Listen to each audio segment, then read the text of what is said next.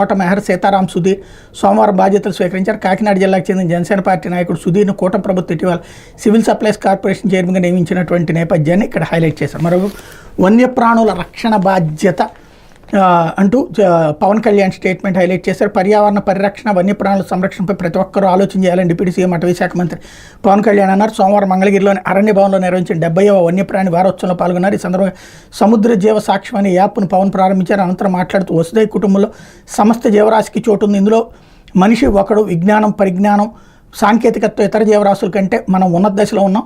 మనపై ఆధారపడిన, మనతో పాటు జీవించే ఇతర జీవులన్నింటిని రక్షించుకుంటేనే మానవ మనుగడ సాధ్యం. వేదాలు, పురాణాలు, ఉపనిషత్తులు ఇవే చెప్తున్నాయి అన్నటువంటి వార్తని హైలైట్ చేశారు. ఇకపోతే కాంట్రాక్ట్ అధ్యాపకులను రెగ్యులరైజ్ చేయండి.